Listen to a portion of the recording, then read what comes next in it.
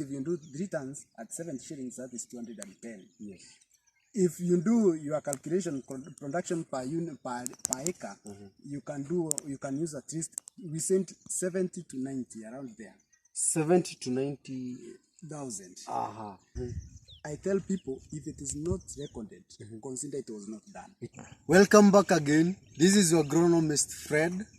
We are in the last bit of French beans production, or French beans and export farming, and with me export consultant agronomist and a farmer, and he has taught us a lot. He has taken us through a lot of things you need to know about export. For those who have not watched the videos, go back, watch, so that you can be at par with us and be able to know what we have discussed about export market, what we have discussed about production, and you'll be able to connect with this section. Now to you, our visitor Eric. There are so many things that are involved when it comes to French beans farming or export farming, and we've discussed a lot, and we are very grateful for your contribution. And there's something farmers would like to know. For a farmer to produce fine, extra fine, and super fine variety product, or to those standard, or in order to produce the corn, the baby corn, the standard needs, or in order to produce the butternut or the squash, what are the things, or what are the enemies the farmer is supposed to fight with? Because I know in farming we have so many factors, among them the environmental factors, others the biotic factors. So what are some of the challenges farmers may end up meeting, and what are they supposed to do in order to be able to fight them? Let's start with the environment. What from the environment affects French beans or export market production? Okay, mostly you find when the weather is too cold. Yes. The French beans are highly affected by the fungal diseases. Okay. Like blights, like rusts. Those are the most notorious during cold periods. And the blight and then the rust. Which part of the rust? Which part of the plant do they attack?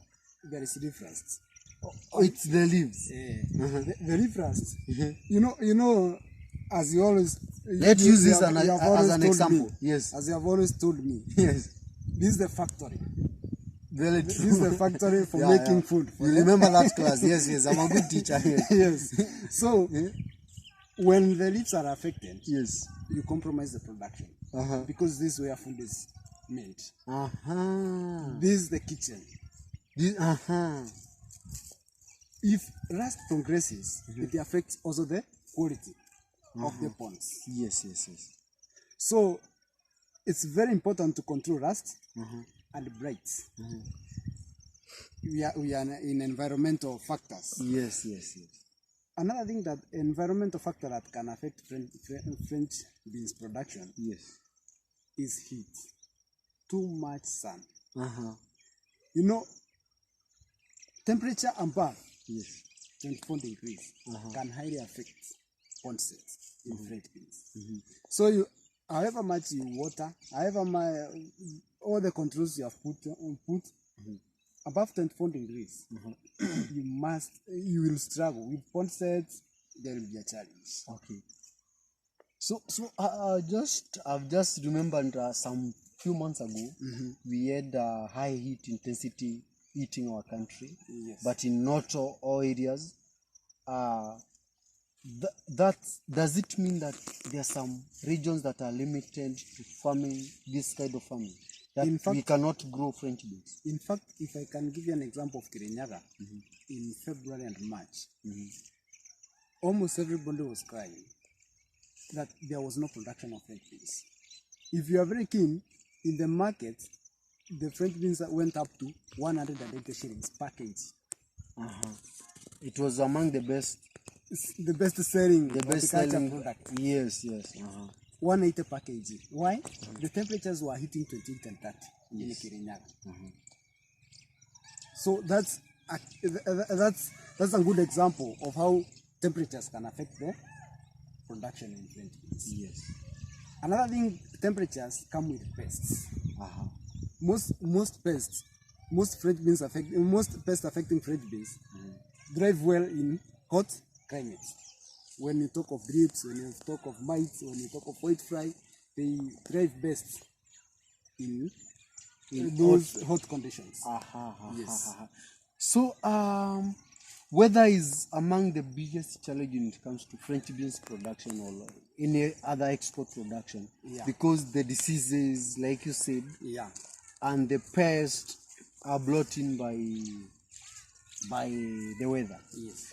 Now, you've talked of the diseases, which is the rust and the blight, Yes. which mostly affect the leaves. And some other farmers, I saw a farmer was complaining about the pod. The pod had some spots. What was that, blight, or what was it? Okay, there is another fungal disease called the anthracnose. Anthracnose, yes. The sunken black spot. Yes, I saw that. Yes. That is anthracnose. Yes. That's a progressive factor. There are other conditions like rusting. Maybe if I can take you in a short, I can take you through shortly. Yes. After planting French beans, you can do preventative sprays and curative sprays. Okay. There are some things that you cannot see. For example, when you plant French beans, after germination, control cutworms, even if you are not seeing them. Yes. Because before you realize they are there, the damage is done. Another thing, control bean fly. Bean fly, you'll never realize. It attacks your plant during germination, but you see the effect after around 28 days. That's the time your French beans is in budding stage. And that's when it's showing the symptoms of bean fly. Bean fly. In fact, if you are not careful, it can clear the whole crop. Wow. So, That's prevent dangerous. French beans. Control bean fly. Yes. Control cutworm. Yes. Another thing is damping off. Dumping on. Very important to control during germination. Yes. After the second week, when in the first trifoliate, there is another problem comes in, the mites. In most cases, when in dusty conditions, that is where the mites thrive. So if you are not careful during the first trifoliate, the plant is very green and it is very attractive to them. So that's where the mites settle and the whitefly. That is during the third week. The third week, so control mites, control whiteflies. Okay. And that is the time the damage is very severe. If they are attacked at that stage, you are done. Another very important stage is during budding. We control another thing called thrips, another pest. At that stage, when the flower is setting, the pond set. Yes. For example, in the flowers, that is where the thrips. That's where the thrips stays. If you can be able to check, you can be able to find out there are some thrips inside the flowers. Yes. They attack the young ponds. So that's more mark that they make. When the pond is growing, is maturing, there is a curve. It affects the quality of the ponds. Okay, another thing to control, we controlled mites in the third week. Yes. In the third week also, remember to control rusts. That is the time the produce is affected, it's highly susceptible to rusts. And during pond set also. Yes. Because after pond set, you will not be able to apply heavy chemicals. Yes. Because of the PHI, that is the pre-harvest intervals. So during pond set, also control rust. That's an example of some of the diseases. you know the way you are sharing and the way you are telling the story of the growth. You are telling it from the expert point of view. Yes. And there is another farmer who is in the village there with no such knowledge and skills. And you told me when getting the contract, you are assigned an agronomist that is going to guide you, or you are just let go with your contract and farm and bring in the crop. Because some of these things, not a normal farmer can be able to apply them or can be able to detect them normally. So there experts who will come to the field and be able to help the farmer. What I can advise the farmers, Yes, when you are identifying your exporter or your market, country, go for a serious exporter. Serious exporter. Serious exporter. You've added yourself. Serious exporter. Don't go for jokers. Yes. Yes. And now, in order to, I'm taking you back to where we started. In order to identify a serious exporter, how do you tell this is a serious exporter, this is a joke? First of all, what we said, you need a written contract. It will give you terms and conditions, what you will be providing, what you will be providing. If it's about technical services, it should be able to offer the technical support that you need. Yes. If it's about the quality advice, it should be able to give you the quality advice that you require in order to attain the quality aspects that he requires. Yes. You see? So, and it is very important, sometimes it can be on papers. So it is very important to consult from other farmers. Consult from other farmers. That's a good point. Because very important. I wanted to ask that because, you know, Kenyans and Africans are very tricky, and they are all learned. Currently, every Kenyan is learned. They are very good in lighting. Yes. So how do you identify this is not a scam and this is not fake? So you said consult. Farmers, you've heard it from the expert advised you before you take an exporter or you grow for an exporter. It's good to consult from other, not from expert, consult from other farmers who are connected to them, so that you can know whether this is a good exporter or is not a good exporter. Yes. In agriculture, we say scouting. You scout about the pest, scout also the market. Scout also the market. Yes. Don't be lazy when it comes to marketing. Don't be lazy. Yeah. Kweli. There is a very important part, and I think this is the backbone of export market, and this is where most of the farmers fail, and they don't know. They miss this part and they fail, and that is the part of record keeping. Adhering to customer specification, because like you said, there is a certain product that you're supposed to use in your farm, and all these things are provided during signing the contract. So now to record keeping, what do we record? What are we not supposed to record? What do we keep in order to show, and why are we supposed to do that? Okay. On records, it's very important. Yes. In my area, I told you I do quality management system. Yes. Consultancy sometimes. So I call it agronomic operations record. It's about what did you plant, the kgs, which size of land, which variety, what's the size of your land.